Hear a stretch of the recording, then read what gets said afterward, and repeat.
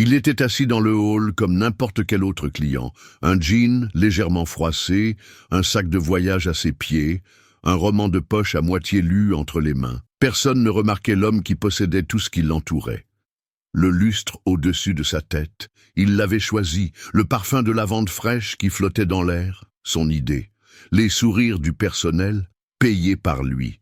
Et pourtant, à cet instant, Daniel Prescott était invisible. Il regardait les gens passer, des familles, des voyageurs d'affaires, des jeunes mariés. Chacun était perdu dans son propre monde. C'était ironique. Pendant des années, il avait construit des palais pour que les gens puissent échapper à la réalité, mais il n'avait jamais échappé à la sienne. Jusqu'à présent, jusqu'à ce qu'il entre dans son propre hôtel en se faisant passer pour quelqu'un d'autre. « Excusez-moi », dit une voix douce qui le tira de ses pensées. Une femme, les cheveux attachés, les yeux comme l'automne après la pluie. « Vous êtes ici pour la conférence aussi ?» Il hésita, puis acquiesça.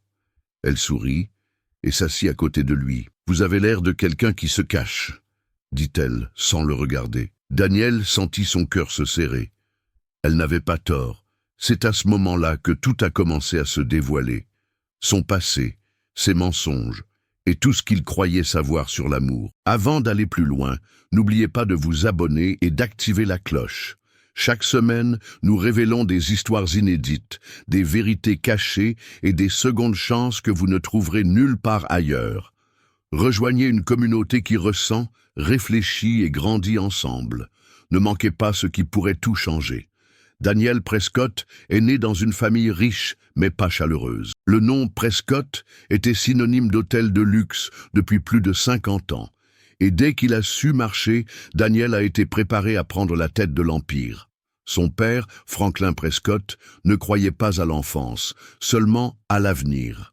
Chaque instant devait être mérité, planifié, justifié. Alors que les autres enfants jouaient au football ou construisaient des cabanes dans les arbres, Daniel était assis dans des salles de réunion, écoutant des hommes en costume débattre des tarifs des chambres et des taux d'occupation. Au début, cela ne le dérangeait pas. C'était la seule façon qu'il connaissait d'être remarqué. Chaque compliment de son père était pour lui comme un trophée rare, et chaque froncement de sourcils comme un orage. Dans la famille Prescott, l'amour se présentait sous la forme d'une approbation, et il était conditionnel. Au début de la trentaine, Daniel était PDG de Prescott Hotels, gérant plus de 50 établissements à travers le monde. Il avait les voitures, le penthouse, l'attention des médias, mais rien de tout cela n'avait d'importance.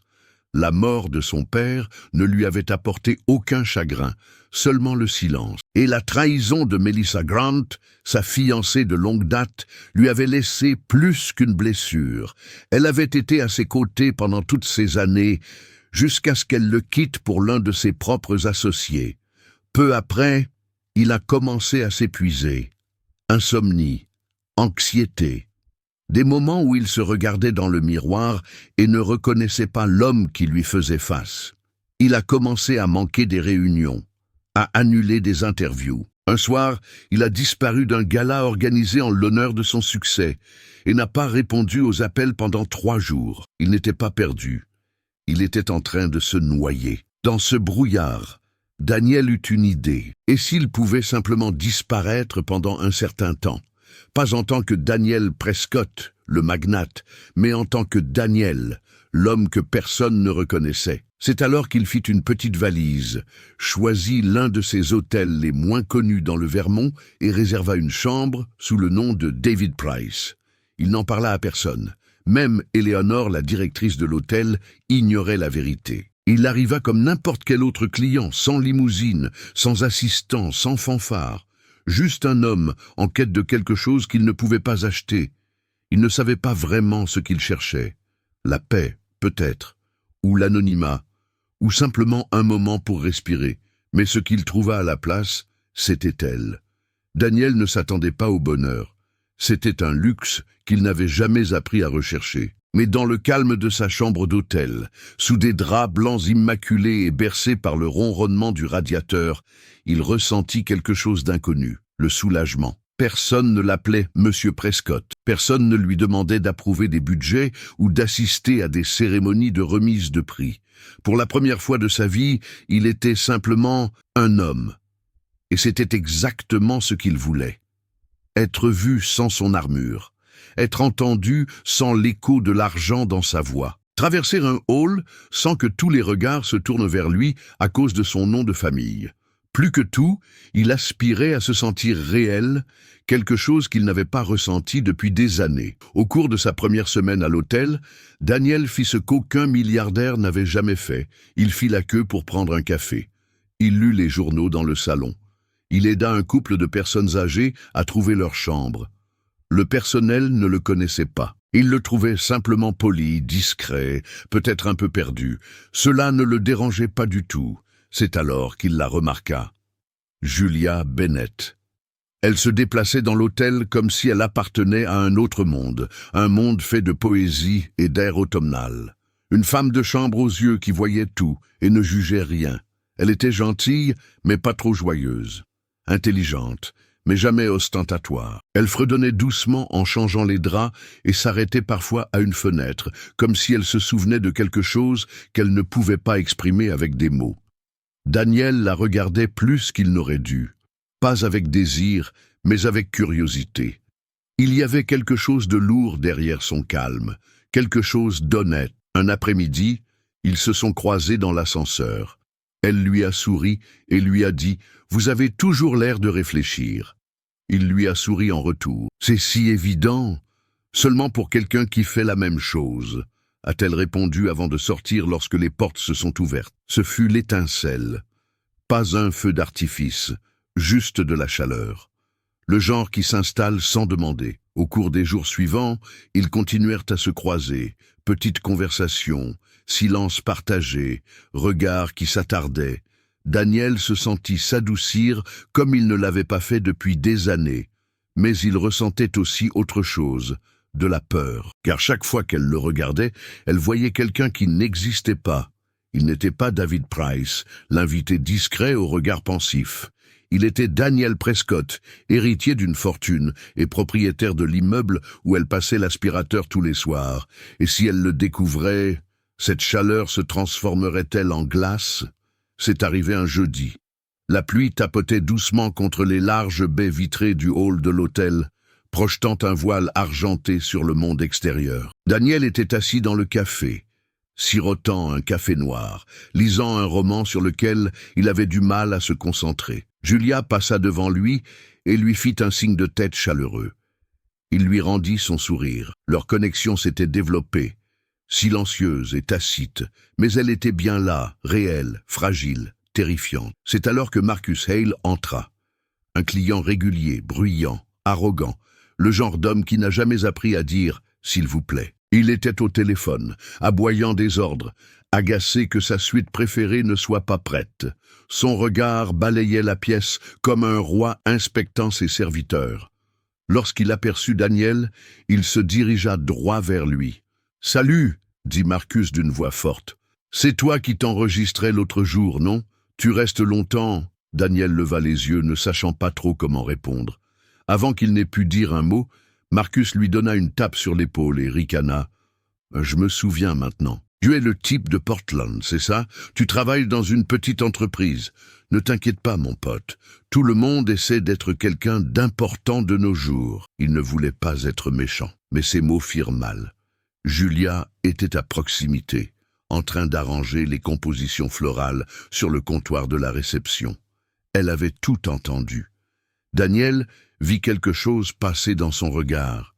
Ce n'était pas de la pitié, mais quelque chose de pire, de la déception. Marcus continua son numéro, se vantant de son yacht, de ses scores au golf, du fait que l'hôtel devrait être reconnaissant d'avoir des clients comme lui. Daniel resta assis en silence, se laissant rabaisser. Pour la première fois depuis des années, il ne contrôlait plus la situation.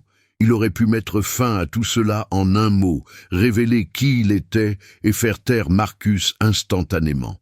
Mais il ne le fit pas, parce que c'était la vie qu'il avait choisie.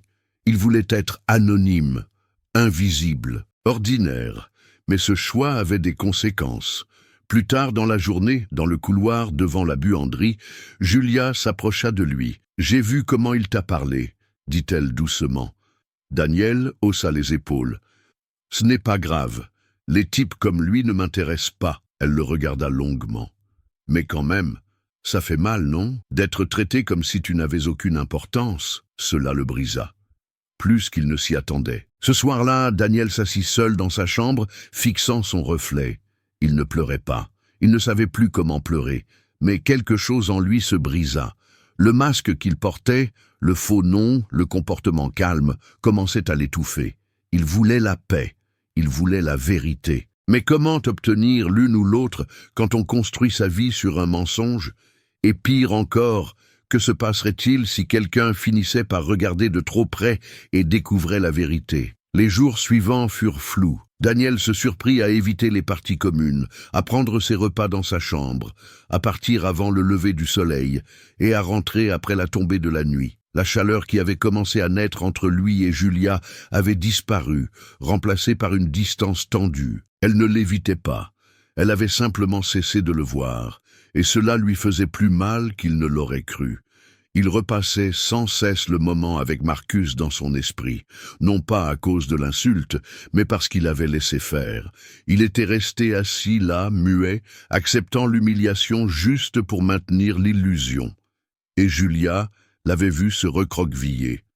Elle avait vu la version de lui-même qu'il prétendait être, et elle y avait cru. Pour quelqu'un qui avait passé sa vie à bâtir un empire, Daniel ne s'était jamais senti aussi petit.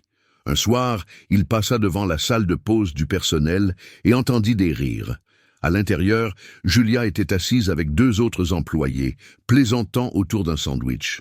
Elle semblait si vivante, si libre. Il réalisa alors à quel point il la connaissait peu. Son histoire, sa douleur, les raisons pour lesquelles elle travaillait là. Elle n'était pas seulement une femme de ménage. C'était une personne aux multiples facettes qu'il ne commençait même pas à comprendre.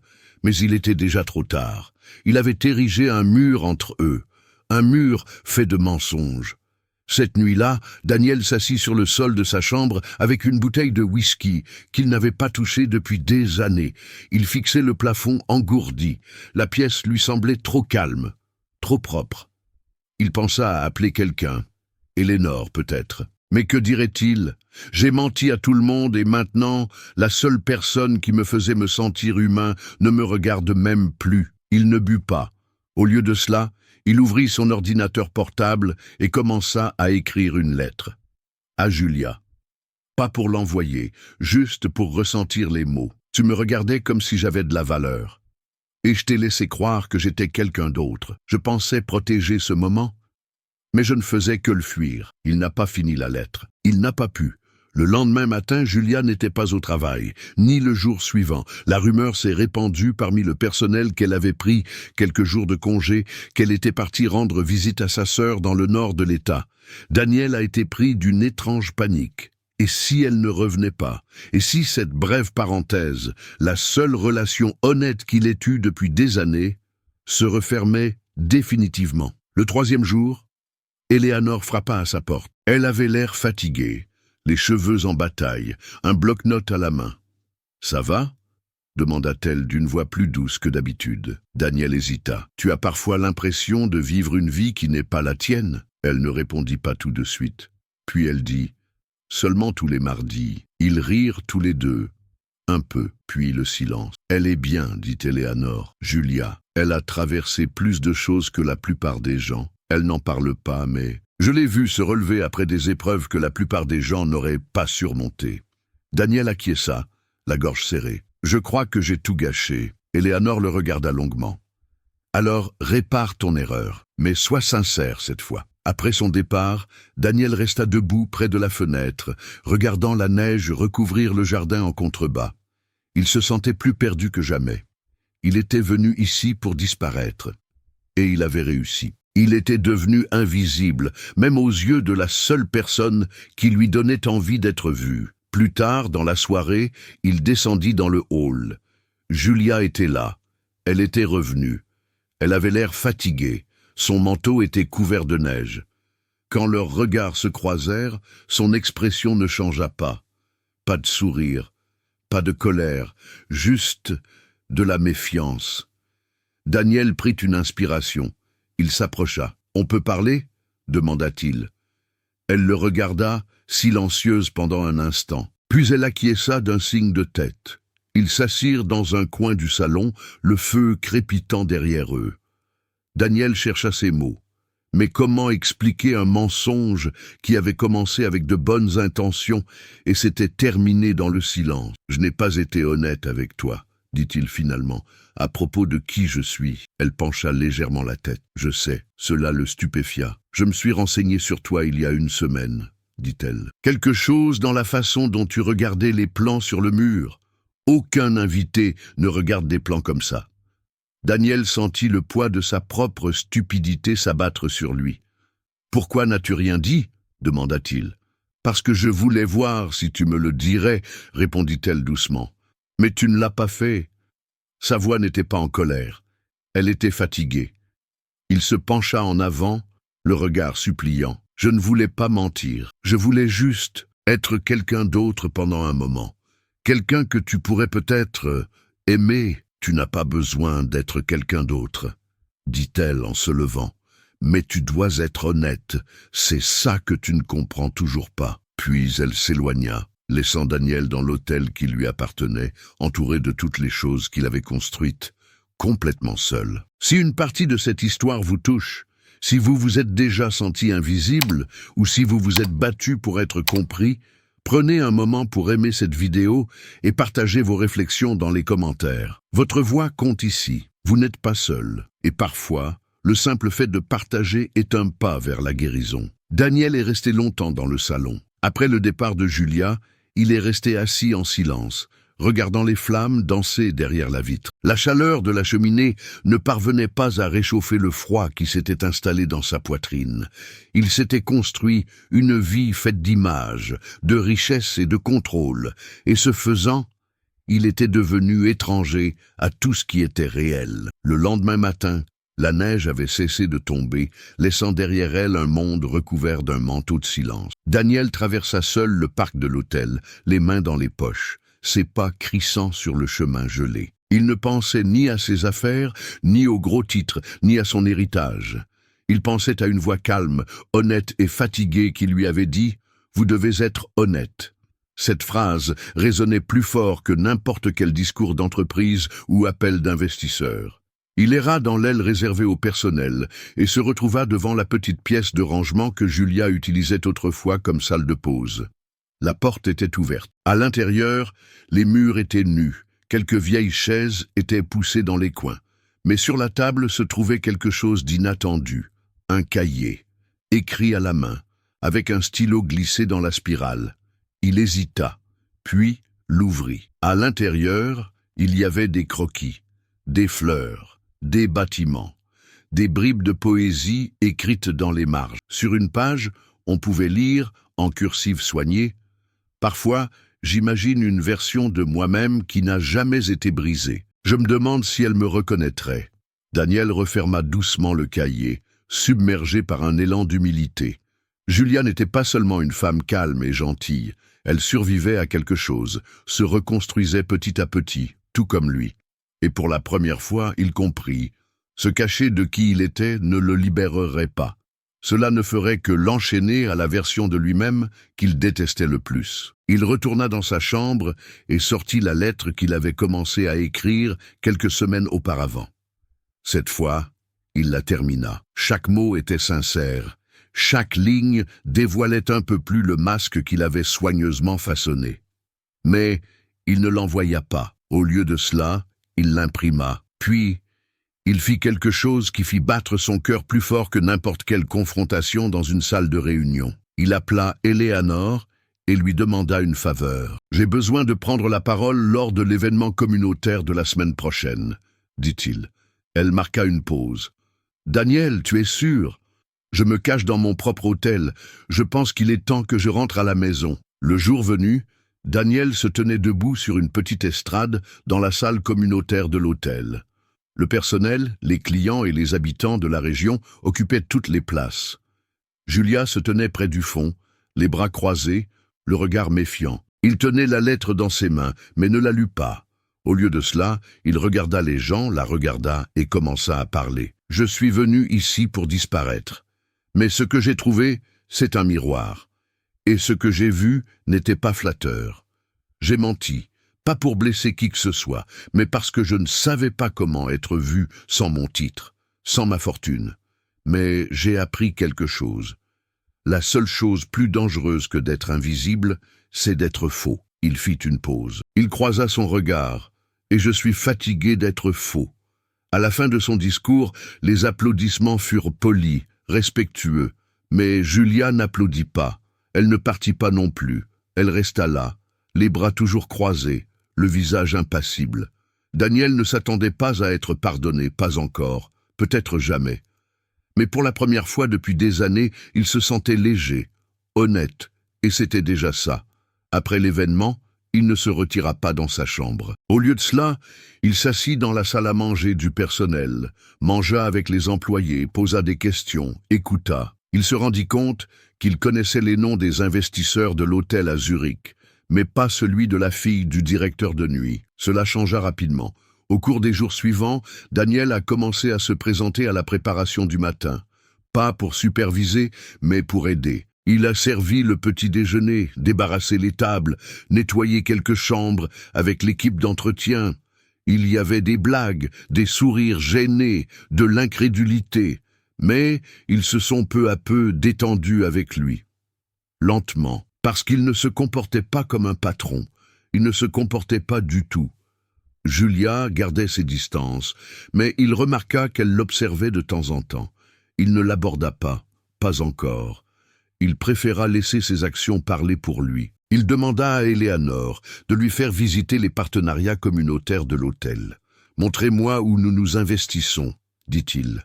Elle l'emmena voir un petit programme de tutorat qu'il parrainait dans une école locale, puis un refuge auquel il faisait don de linge de maison une fois par an. C'était bien, mais ce n'était pas suffisant. Ce soir-là, il rédigea une nouvelle initiative, un programme de réinvestissement à grande échelle pour la communauté. Formation professionnelle, soutien en santé mentale, bourse d'études, un véritable changement, pas seulement de la charité, pas sous le nom de Prescott, juste discrètement, par l'intermédiaire de l'hôtel. Le lendemain matin, il remit la proposition à Eleanor. Pas de communiqué de presse, pas de médias.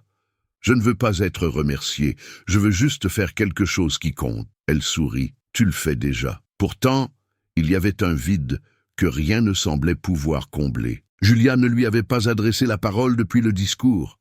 Ils se croisaient dans les couloirs, échangeaient de brefs regards, mais pas un mot, jusqu'à ce qu'un après-midi, elle laisse quelque chose sur sa porte. Un dessin, un petit croquis au crayon représentant le jardin de l'hôtel. En dessous, une seule phrase. Parfois, les racines s'enfoncent plus profondément après la tempête. Ce n'était pas une conversation, mais c'était un début. Ce soir-là, Daniel retourna dans le même jardin, désormais recouvert de neige. Il s'assit sur le banc où elle s'était arrêtée pendant sa ronde, et il attendit. Les minutes passèrent, puis elle apparut. Pas un mot, juste sa présence. Elle s'assit à côté de lui, proche mais sans le toucher. Son souffle était visible dans l'air froid. « J'ai vu ce que tu faisais », dit-elle enfin. Il acquiesça. « Ce n'est pas suffisant, mais c'est réel. Pourquoi maintenant ?» Il la regarda, le regard clair. « Parce que pour la première fois de ma vie, je ne construis pas pour laisser un héritage. Je construis pour créer des liens. » Elle ne répondit pas tout de suite, mais elle ne partit pas non plus. Et pour Daniel, cela suffisait pour continuer à reconstruire. La reconstruction n'était pas aussi cinématographique que Daniel l'avait imaginé. Ce n'était pas une courbe ascendante et nette, mais plutôt irrégulière. Certains jours, tout semblait possible. D'autres, il se demandait pourquoi il essayait. Les gens n'oublient pas du jour au lendemain. La confiance ne s'installe pas dans le silence. Et la culpabilité a tendance à refaire surface même dans les moments de joie. Un matin, Daniel est arrivé au centre communautaire qu'il rénovait pour découvrir que l'entrepreneur local s'était désisté. Les permis avaient été retardés. Le budget avait explosé du jour au lendemain. Debout au milieu du sol poussiéreux, il regardait les poutres apparentes et le câblage à moitié terminé et sentait l'ancienne frustration remonter à la surface. Dans le passé, il aurait crié, passé des coups de fil, exigé des résultats. Mais maintenant, il a pris une grande inspiration. Il a retroussé ses manches. Il a appelé quelques amis, pas des hommes d'affaires, mais des habitants du quartier, et leur a demandé de l'aide. Le genre d'aide qui ne s'achète pas, mais qui se prête en toute bonne foi. Le même après-midi, il a reçu un appel d'un journaliste de tabloïd. Quelqu'un avait divulgué sa présence à l'hôtel. Il voulait un scoop. Un millionnaire se déguise en pauvre pour conquérir le cœur d'une femme de ménage. Rien que le titre lui a donné la nausée. Il refusa de commenter et réitéra sa promesse. Pas de presse. Ce n'était pas un coup médiatique. C'était sa vie, compliquée, tranquille, réelle. Mais les retombées ne tardèrent pas à se faire sentir. Julia vit le titre. Il la trouva dans la cuisine du personnel plus tard dans la soirée, les bras croisés, l'article ouvert sur son téléphone. « C'est pour ça que tu as fait tout ça ?» demanda-t-elle d'une voix neutre. Son cœur se serra. « Non, je te jure, je ne savais pas. Quelqu'un a dû me voir, me reconnaître. Tu as dit plus de mensonges, et je le pensais. Le silence qui suivit était pire que la colère, pire que les cris. C'était l'incrédulité. Et Daniel savait que ce n'était pas seulement à cause de l'article, c'était à cause de tous les moments qui avaient précédé, où il aurait dû lui faire confiance et lui dire la vérité. « Je ne peux pas continuer à essayer si je ne sais pas avec qui je m'efforce de construire quelque chose, » dit-elle doucement, avant de partir. Cette nuit-là, Daniel ne dormit pas. Il fixait le plafond et sentait la vieille voix revenir. « Tu es exactement comme ton père, froid, dominateur, seul. » Mais cette fois, il riposta. Le lendemain, il convoqua une réunion du personnel. Pas de script, pas de titre, juste Daniel. Il se tenait devant eux et dit « Vous méritez la vérité. Je suis venu ici pour me cacher. J'ai utilisé un faux nom. Je vous ai laissé croire que j'étais quelqu'un d'autre. Et c'était mal. Mais je ne me cache plus. Je reste, pas en tant que votre patron, en tant que votre collègue. Si vous me le permettez. » Certains acquiescèrent, d'autres restèrent silencieux, mais personne ne partit. Ce n'était pas une rédemption, mais c'était une prise de responsabilité. Plus tard, il a laissé une autre lettre sur la porte de Julia. Pas de grand geste, juste la vérité. Il ne s'agit pas que tu me pardonnes, il s'agit que j'apprenne à arrêter de me mentir à moi-même. Les jours ont passé, puis une semaine. Pas de réponse. Puis un soir, on a frappé à sa porte. Il a ouvert et elle était là. « Tu as encore beaucoup à apprendre, » dit-elle, « mais je n'ai pas cessé d'espérer que tu y arriveras. » Et ainsi, la reconstruction continua. Non pas avec certitude, mais avec quelque chose de mieux, l'espoir. Le printemps arriva lentement cette année-là, faisant fondre la neige et, avec elle, le poids que Daniel portait. Le jardin devant l'hôtel, autrefois calme et oublié, reprit vie. Les tulipes percèrent le sol, la fontaine gargouillait doucement et les bancs, autrefois froids, invitaient désormais à s'y réchauffer. Daniel se tenait à côté d'un de ces bancs, une lettre pliée à la main. Ce n'était pas une confession cette fois-ci, ni des excuses, juste des mots sincères. Il leva les yeux lorsque Julia s'approcha. Elle semblait différente, pas seulement en apparence, mais dans son attitude, plus forte. Ou peut-être la voyait-il simplement plus clairement maintenant. Elle s'arrêta devant lui, les mains dans les poches de sa veste, attendant. Il lui tendit la lettre, mais elle ne la prit pas. « Dis-le », dit-elle doucement. « Peu importe ce qu'il y a dedans, dis-le à voix haute. » Daniel acquiesça, prit une inspiration et la regarda dans les yeux. « Quand je suis arrivé ici, je fuyais. Je fuyais la pression, les attentes, cette partie de moi qui était trop fière pour admettre que j'étais brisé. Puis je t'ai rencontré. Et soudain, être invisible ne me semblait plus sûr. Je me sentais seul. Parce que toi, tu me voyais. Pas mon nom, pas mon héritage. Juste, moi. » Il s'interrompit, ravalant l'émotion qui montait dans sa gorge. J'ai laissé la peur se transformer en mensonge. Et depuis, j'ai passé chaque jour à essayer de remplacer ces mensonges par la vérité. Pas pour te reconquérir, mais parce que je ne peux pas redevenir celui que j'étais. Pas après ça, pas après toi. Julia ne répondit pas tout de suite. Elle baissa les yeux, la brise agitant doucement ses mèches de cheveux. Puis elle s'assit sur le banc et tapota la place à côté d'elle. Il la rejoignit, leurs épaules se touchant presque. « Tu sais ce que j'ai vu quand je t'ai rencontré pour la première fois ?» demanda-t-elle, les yeux fixés sur le jardin. Daniel secoua la tête, de la tristesse. Une tristesse profonde et maîtrisée, comme quelqu'un qui a appris à sourire sans le ressentir. J'ai connu ce genre de tristesse. Il la regarda, l'écoutant attentivement. « Tu n'étais pas le seul à faire semblant, » continua-t-elle. « Je portais mon propre masque. Je souriais pour avoir des pourboires. J'acquiesçais aux clients impolis. Je faisais semblant de ne pas m'en soucier quand les gens me regardaient sans me voir. Mais ensuite, tu étais là, assis seul, lisant un livre, comme si c'était la seule chose qui t'empêchait de disparaître. Et je me suis dit, peut-être qu'il comprend. » Il y eut un long silence. Les oiseaux gazouillaient doucement en arrière-plan. « Je ne suis pas tombée amoureuse de David Price, » dit-elle. « Je suis tombée amoureuse de l'homme qui a proposé d'aider un couple âgé à porter ses bagages. Qui m'a demandé quels étaient mes poèmes préférés. Qui m'a écouté, sans essayer de me changer. » Daniel se tourna vers elle. « Alors, où cela nous mène-t-il » Elle sourit, timidement, mais sincèrement. « Cela nous mène ici, à apprendre, à essayer.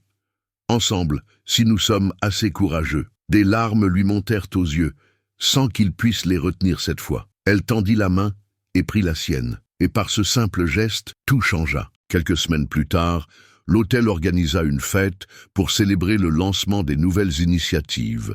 Consultation gratuite en santé mentale, formation professionnelle locale et création d'un fonds au nom de la mère de Julia pour aider les mères célibataires à reprendre leurs études. Ce n'était pas seulement un projet, c'était une promesse.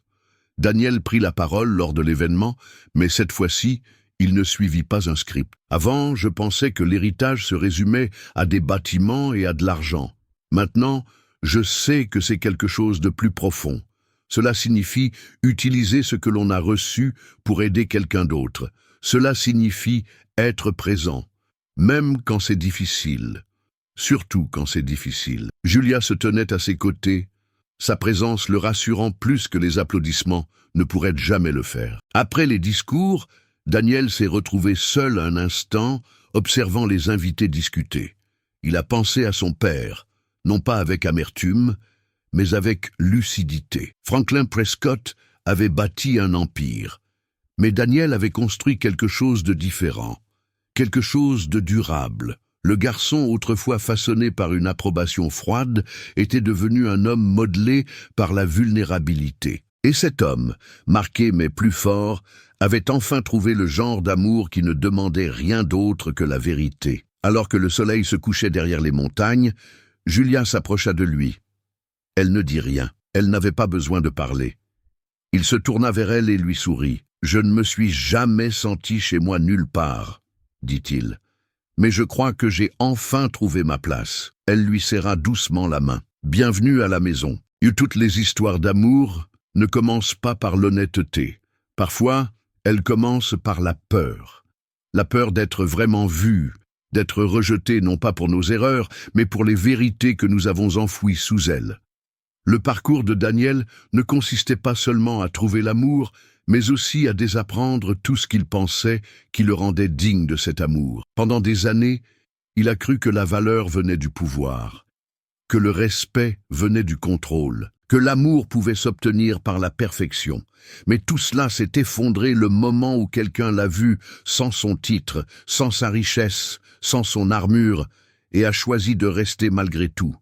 Son histoire nous rappelle que se cacher ne nous protège pas de la douleur, cela ne fait que la retarder, et que les masques que nous portons pour être acceptés finissent souvent par devenir des cages. Il est facile de rechercher l'apparence d'une connexion. Il est beaucoup plus difficile de se confronter à soi-même, avec toutes ses failles. La force de Julia ne résidait pas seulement dans sa gentillesse, elle résidait dans ses limites, dans sa capacité à s'éloigner lorsque sa confiance était trahie, et plus encore, dans sa volonté de revenir lorsqu'elle constatait un véritable changement. Car l'amour n'est pas aveugle, il voit les fissures et choisit de croire qu'elles peuvent être réparées. Au final, Ce que Daniel a construit n'était pas seulement un nouveau chapitre, c'était les fondations de quelque chose d'honnête. Et l'honnêteté, lorsqu'elle est choisie plutôt que l'orgueil, devient l'héritage le plus puissant qui soit. Après la fête, Daniel n'est pas retourné dans le monde de l'entreprise, du moins pas comme les gens s'y attendaient. Il a démissionné de son poste de PDG de Prescott Hotels et a nommé une équipe de direction engagée dans la responsabilité sociale. Il est resté au conseil d'administration, mais ses priorités ont complètement changé. Julia et lui sont restés dans le Vermont. L'hôtel où tout avait changé est devenu leur port d'attache, pas seulement un endroit où dormir, mais un lieu où s'épanouir. Ensemble, ils ont lancé une organisation à but non lucratif grâce à une partie de l'héritage de Daniel, axée sur le soutien en santé mentale et le développement de carrière pour les travailleurs du secteur hôtelier à travers le pays. Chaque semaine, Daniel animait des ateliers gratuits au centre local sur les finances, le leadership et les compétences de vie. Mais il commençait chaque session par une histoire, souvent la sienne, racontée avec une vulnérabilité qui l'aurait autrefois terrifié. L'homme qui mesurait autrefois la vie en termes de profit la mesurait désormais en termes d'impact. Julia a poursuivi son travail dans la discrétion. Elle a encadré des jeunes femmes au refuge, a partagé son art à travers de petites expositions communautaires et a contribué à façonner le cœur émotionnel de l'organisation à but non lucratif. Elle et Daniel ne recherchaient pas la gloire. Ils recherchaient un sens à leur vie. Au fil du temps, les médias sont passés à autre chose. Les projecteurs se sont éteints, et c'était exactement ce qu'ils voulaient.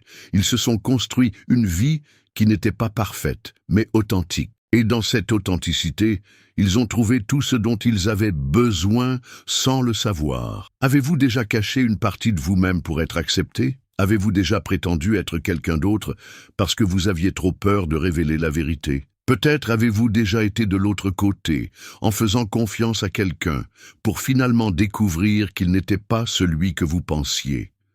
L'histoire de Daniel va au-delà de l'amour. Elle parle du courage qu'il faut pour retirer son masque et dire « Voici qui je suis vraiment ». C'est aussi une histoire sur la force qu'il faut pour pardonner, pour croire que les gens peuvent évoluer et que la guérison est possible lorsque l'honnêteté montre la voie. Maintenant, nous voulons connaître votre avis. Avez-vous déjà dû choisir entre protéger votre image et vivre votre vérité? Qu'avez-vous choisi et pourquoi? Partagez votre histoire dans les commentaires. Votre témoignage pourrait être exactement ce dont quelqu'un d'autre a besoin d'entendre aujourd'hui. Et si cette histoire vous a touché, aidez-nous à la diffuser. Aimez, commentez et partagez cette vidéo avec quelqu'un qui porte peut-être le poids du silence. Et n'oubliez pas de vous abonner à notre chaîne, car ici, dans The Weight of Choice, chaque semaine, nous vous présentons des histoires vraies et brutes de personnes qui ont choisi de tout changer, parce que parfois, le choix le plus difficile est celui qui vous libère.